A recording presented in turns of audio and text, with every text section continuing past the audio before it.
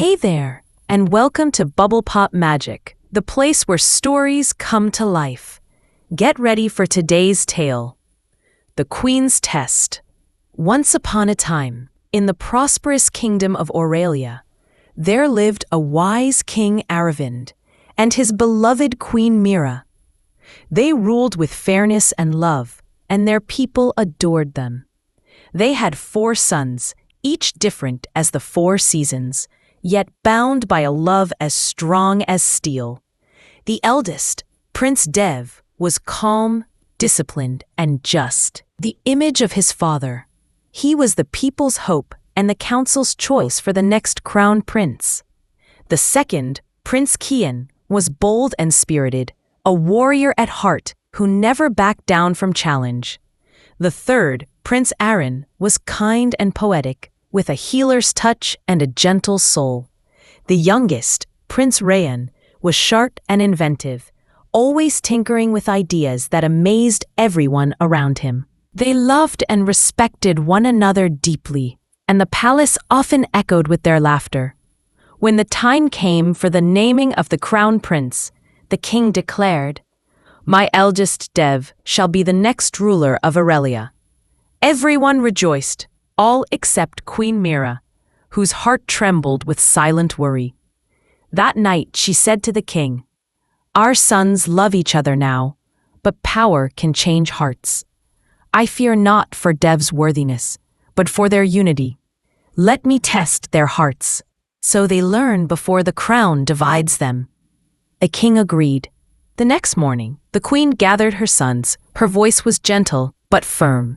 "Before the crown is placed, I have a test for you, not of strength or wisdom, but of heart. For 1 full year, you shall live among the people as simple men. You will not reveal who you are.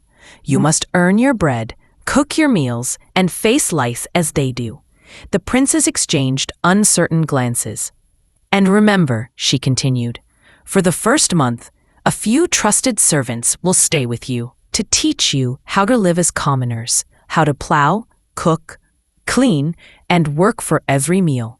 But after that, you must manage alone." Then she added a condition that silenced them all. "If any one of you fails, if any breaks this rule, your eldest brother Dev will be exiled." Prince Dev bowed his head and said, "Mother, I accept this burden. A future king must bear the weight of all."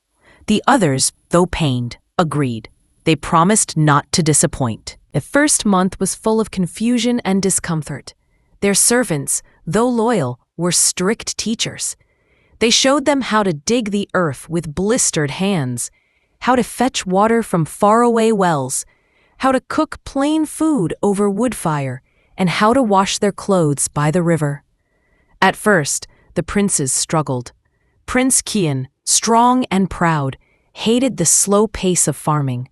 He broke a plow in frustration one day and stormed off, muttering, "How do they do this every day?" Prince Aaron, gentle as he was, burned his hands while cooking for the villagers. Tears welled in his eyes, not from pain, but from helplessness. Prince Rayan, used to tools and ideas, found it hard to survive without books and instruments. "I feel caged," he whispered to himself. Even Prince Dev, the calm eldest, faltered when hunger and exhaustion set in.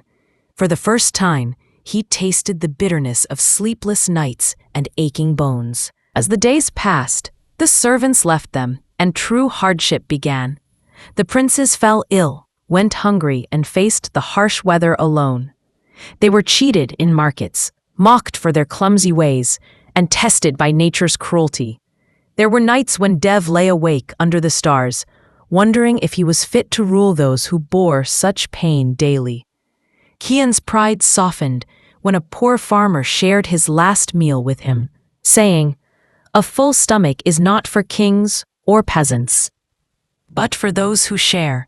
Aaron learned to listen to people's sorrows, to understand that kindness could heal more than medicine. Rayan discovered that true invention was not about creating grand things, but finding simple ways to ease daily suffering. Slowly, the princes changed. They grew stronger, wiser, humbler.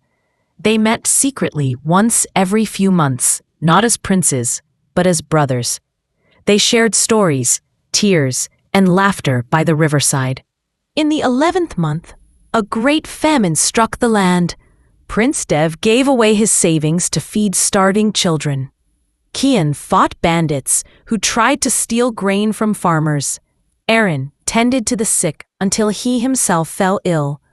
Rayan built a simple water system from bamboo to bring water to dying crops. But one day, Rayan, desperate, sent a letter to the palace for help. He broke the rule. When the queen heard, her heart ached. By her decree, Dev must bear the punishment. The king announced before all, "By the law of the test, Crown Prince Dev shall face exile for 1 year." The brothers fell to their knees. "No, it was my doing," cried Rayan. "Punish me instead." "We stand together," said Kian. "We began as one. We end as one," whispered Aaron. But Dev only smiled and said, "A king is nothing if he cannot carry the burden of his people or his brothers." The 4 princes left the palace together. For days they wandered the forests, sharing food and memories. Despite exile, their bond never wavered. They had learned to live without riches, but not without each other. Seeing this, the queen finally revealed herself one evening. Her eyes shone with pride. "My sons," she said, "you have passed the true test. You have learned that the crown belongs not to one head, but to 4 hearts united." The king then placed the royal crown on Dev's head, not in the grand court, but under the open sky, surrounded by his brothers. "From this day," said the king, "Dev shall rule as crown prince, but all 4 of you shall share the kingdom's burden.